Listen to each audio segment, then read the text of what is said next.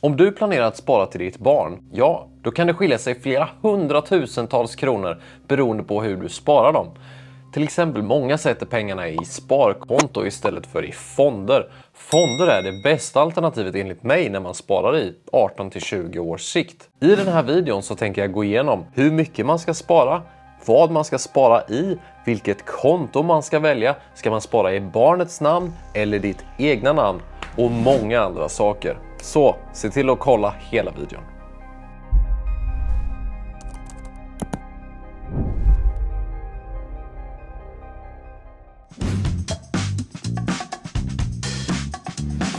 När det kommer till barnsparande och hur mycket du ska spara till ditt barn eller barnbarn så handlar det ju inte om hur mycket du faktiskt sparar utan snarare att du sparar. Men också är det viktigt att du tänker på vilken sparform du väljer. Som du kan se är skillnaden mellan fonder och ett sparkonto. Tänk på att välja rätt. Vissa har råd att spara flera tusentals kronor varje månad och vissa har bara råd att spara några hundralappar. Oavsett hur mycket du sparar så är det bra. Om vi börjar med den stora frågan, vilket är vad ska man spara i till sitt barn, så är det ju oftast så att många föräldrar de tänker på ett sparkonto eller fonder. Om vi tar exemplet sparkonto mot fonder så är det ofta så att de okunniga väljer sparkonto därför att man inte riktigt är säker på vad man ska välja. Ett sparkonto ger en trygghet eftersom att pengarna inte kommer falla i värde sett till kronor då. Problemet med ett sparkonto är att eftersom att räntan har varit ganska låg senaste åren och den är fortfarande låg historiskt, ja, så är det ju så att du inte får så mycket ränta mer än kanske max 1% per år på ett sparkonto. Om vi istället jämför det med fonder och då tänker vi att vi investerar pengarna i aktiefonder. Där kan du förvänta dig att fonden ska växa med upp till 8% per år om vi tittar på ett historiskt snitt. För enkelhetens skull så tänker vi att vi sparar 1000 kronor varje månad till vårt barn. Efter 20 år på ett sparkonto med 1% i ränta så skulle de här pengarna uppgå till 266 000 kronor. Men om du istället hade satt dem i aktiefonder där de växer med 10% per år, ja då efter 20 år så har de vuxit till 756 000 kronor. Här har vi alltså en skillnad på nästan 500 000 kronor. Det är alltså stora summor det handlar om beroende på vad du väljer att spara i. Speciellt när det handlar om så lång tid, för då kan du ta lite mer risk med pengarna.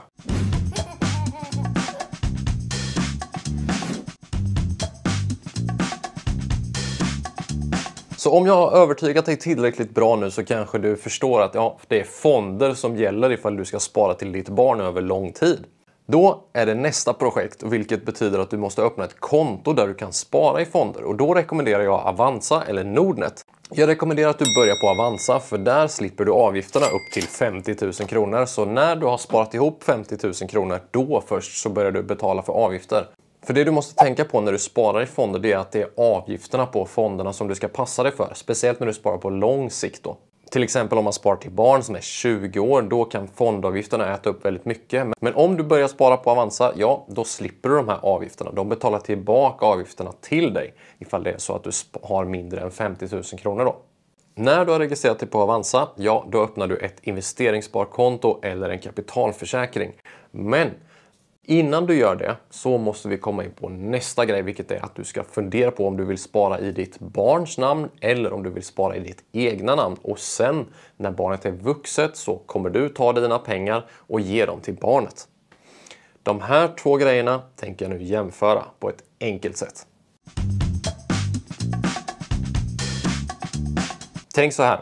Om du väljer att spara i ditt barns namn, ja då kommer ju ditt barn automatiskt få tillgång till pengarna när den blir vuxen, alltså 18 år. Vill du det? Tror du att ditt barn när det blir 18 år kommer vara mogen nog att ta hand om sina pengar? Eller ska du spara i ditt namn där du väljer när du känner att barnet är tillräckligt vuxet eller behöver pengarna till rätt sak, då kommer du att ge pengarna till ditt barn. Fundera över de två bitarna.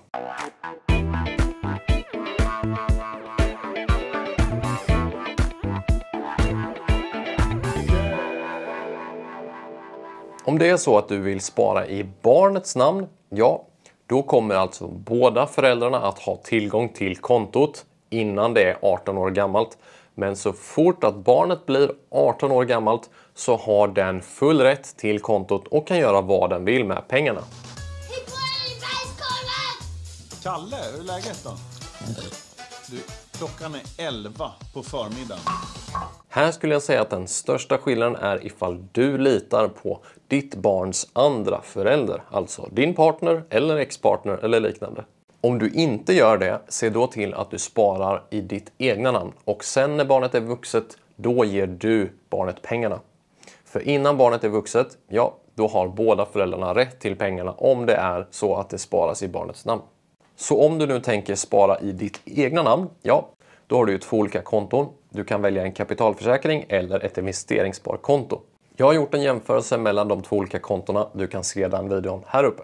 Den största skillnaden mellan kapitalförsäkringen och investeringssparkontot handlar ju om ifall du skulle dö. Ifall du dör så vill du att pengarna ska gå till ditt barn och inte till någon annan. I alla fall de pengarna som du sparar till ditt barn. På ett investeringssparkonto, då är det så att du inte kan välja någon förmånstagare. Alltså du kan inte välja vem som ska få pengarna. Utan ifall det är så att du dör, ja, då är det så att pengarna kommer att delas till först och främst din partner och sen dina barn. Det kommer delas lika då. Men om du istället har en kapitalförsäkring, då ifall du dör så kan du välja en förmånstagare. Det betyder att du väljer vem som ska få alla de här pengarna. Så om du väljer ditt barn eller till ditt barnbarn till exempel, ja, då kommer pengarna specifikt att gå till den. Du kanske vill spara till någon helt annan, till kanske din kusins barn eller liknande. Ja, då så kan du välja det på en kapitalförsäkring. Det kan du inte göra på ett investeringssparkonto, utan då måste du istället skriva ett testamente. Så hur hade jag då valt att göra? Jo, jag hade gjort så att jag hade tagit de här 1000 kronorna, satt dem på en kapitalförsäkring som det står namnet till barnet, men i mitt egna namn. Så jag hade öppnat en kapitalförsäkring i mitt namn, där barnets namn står, och sen hade jag valt ut 3 stycken fonder som har en låg avgift som sparar i aktier. Jag hade valt en globalfond, en Sverigefond och en småbolagsfond som jag hade sparat i löpande varje månad. Så jag hade varje månad haft ett automatiskt månadssparande som gick in i de här 3 fonderna under 18 till 20 års tid. Tills dess att jag känner att nu så behöver barnet pengarna, eller så får de ligga kvar där. För de här pengarna kan komma bra till hands när det kommer till exempel kontantinsats, körkort, utbildning eller någonting annat som barnet har nytta av. Så sätt igång i tid och spara länge, för med ränta på ränta-effekten så kommer det göra underverk och det kommer bli mer pengar än vad du tror.